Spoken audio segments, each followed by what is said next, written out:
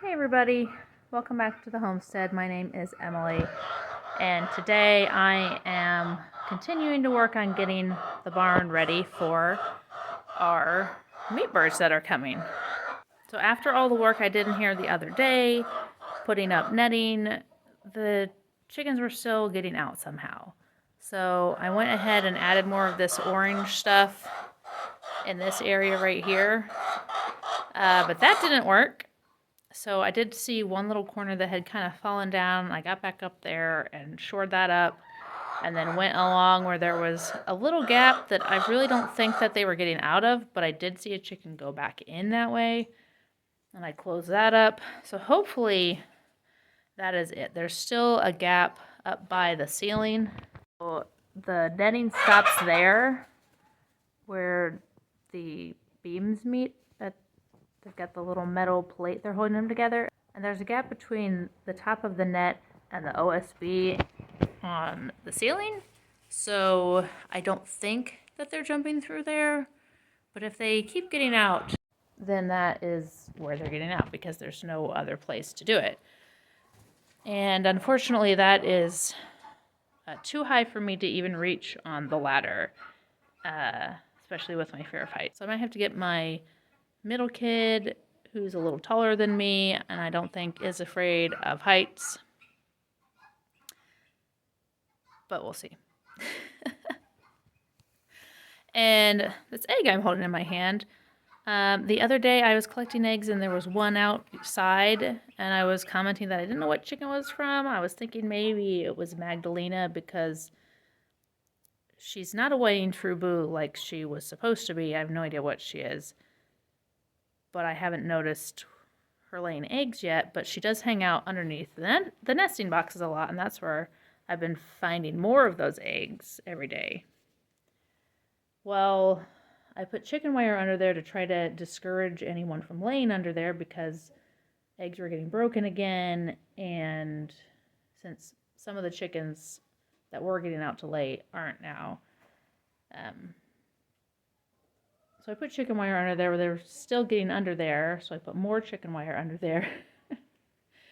And then I see a guinea go in there today and lay right on top of the chicken wire. And I come back a few minutes later and this egg was there. And man, I cracked one of these open the other day. And because it was like really gross and dirty, so I was going to give it to the dogs with their breakfast. It was so incredibly hard. Like the shell was the hardest shell I had ever tried to crack through, and even the membrane inside was very tough. I didn't really notice a difference in the egg, but I wasn't looking for a difference because I thought it was just another chicken egg. So that is pretty cool. I'll have to pay attention and see what the difference is between a guinea egg. It's definitely smaller than the rest of the chicken eggs, so I thought it was just like a first egg from a new layer. But this is a guinea egg. It's a very light brown. It does have a bloom on it of some sort that is like more white. But pretty exciting. They're about 9 months old now, and guineas are supposed to start laying between 8 and 9 months. And we have 4 girls, but I've only consistently been getting 1 egg a day. Now, after all that talk about eggs, I am going to be working in the stall next door to where the chickens have their coop. I'm going to be cleaning out the pine shavings and poop over there to make way for clean pine shavings for the meat bird chicks. Now, Murray McMurray Hatchery is where I've been getting my birds. And I got an email a couple weeks ago reminding me that my birds would ship this week. And they ship Monday, Tuesday, and Wednesday. And when they ship, they send you an email with a tracking number. At least they've done that in the past. Well, I have not gotten an email with a tracking number yet, and today is Wednesday. So I'm assuming that they're either going to ship today or I'm going to get an email saying that I'm not getting my birds yet. So... But I'm going to get this ready just in case because they'll be here. If they ship tonight sometime, they'll probably be here Friday, I think. So I want to get everything ready to go so that as soon as they're here, I can plug in the brooder plate, go to the post office, and just stick them in there.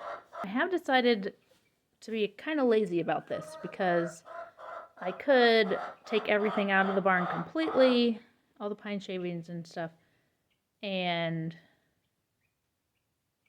start a compost pile somewhere, but I still want to set up bins to do that with, so it's not just a pile on the ground to get spread out and everybody dig through, chickens and dogs included. So I'm just going to push it over into the far corner, away from where I'm going to be putting the chickens, and then I'll address that later. Noisy. Noisy. Who is that? It might be Terry. She ran away. I was going to show you Terry. But she's one of the cuckoo Morans. I've decided I'm going to name all the cuckoo Morans dinosaur names because one of them was really insistent that it wanted to get out. And it keeps pushing past me when I try to open the gate to their stall so she can go lay an egg in the wood pile section over there. She's been just screaming like, not any chicken noise I'm used to, but like a pterodactyl is what it's what I would imagine a pterodactyl would sound like. She's not making that noise now, but she was making it quite a lot the other day. And so I was like, well, I'm just going to name her Terry, like pterodactyl. And I was like, well, let's just name all 4 of the cuckoo Moran's dinosaur names. I haven't figured out which ones are which yet because they all look almost completely alike. So once I figure that out, then I'll decide what the other 3 are going to be named. She is.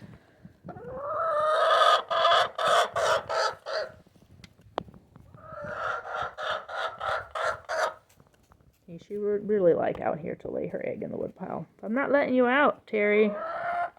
I'm not letting you out. They all have slightly different combs. Nope. Not letting you out. This time I've got a mask. It's going to get very dusty.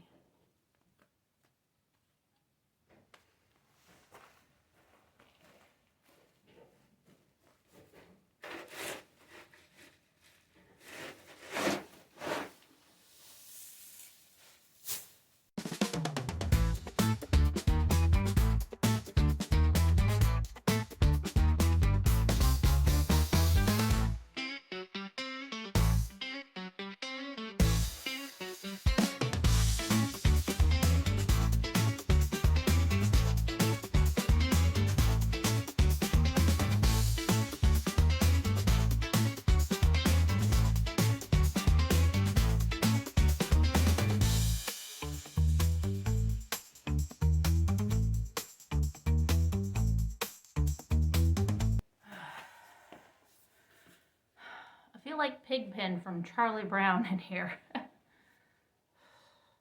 definitely one of the, I was about to take my mask off and then I was like, no, it's too dusty still.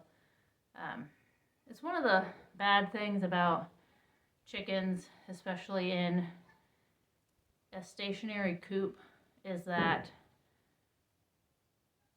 the dust. They just create so much dust. I really wish I understood why they make so much dust, but yeah, it's kind of gross. So now I'll get the fencing set up and the new pine shavings in here.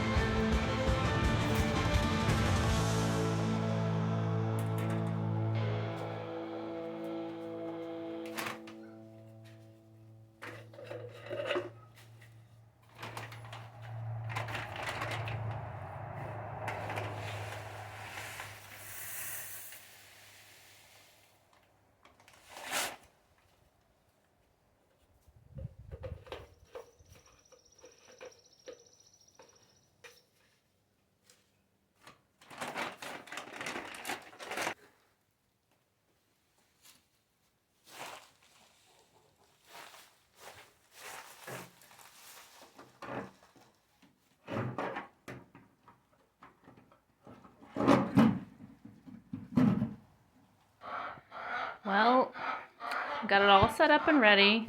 Went ahead and put grit in that little purple container over there. I've got their water on this grate that's got hardware cloth on it, so hopefully they'll jump up there and like poop and pine shavings will fall off and not get in the water itself. And then I've got their food container ready.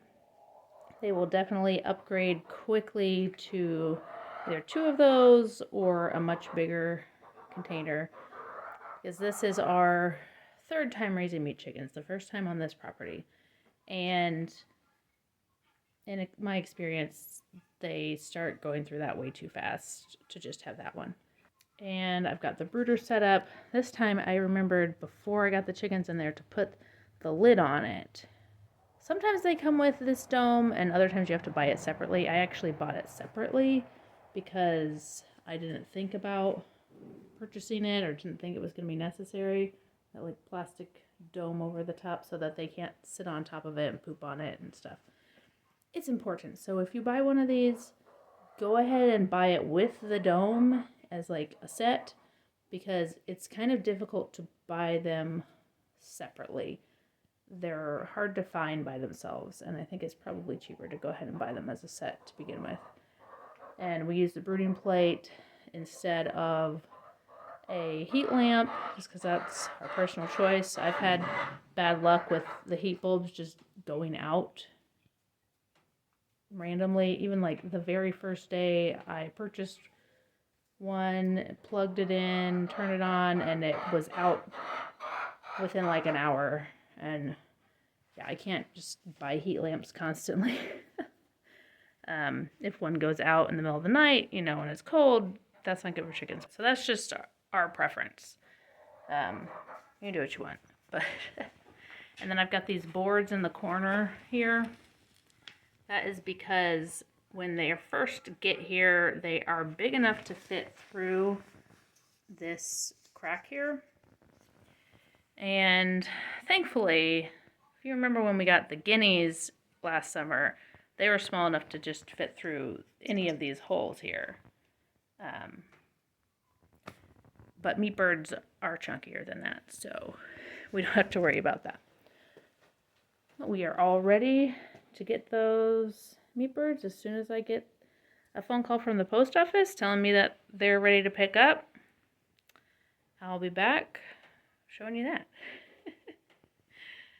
Oh, I can't wait. The little chicks are so cute. My youngest, we were at Tractor Supply getting the meat bird feed and some more pine shavings the other day, and she saw the baby chicks at the store and was asking me to get more. I'm like, we do not need any more laying hens, okay? We have plenty. We're getting way more eggs than we can eat. We're giving them away to friends. We're selling them to a few people. So we don't need any more baby chicks. It's like literally next week, which is this week now, we are getting some in the mail. So thankfully that satisfied her. If it didn't, she was just out of luck because we were not getting some more chicks. Except for these meat birds. So thank you for hanging out with me today while I got ready for our new baby chicks. And I can't wait to see you in the next video. Bye.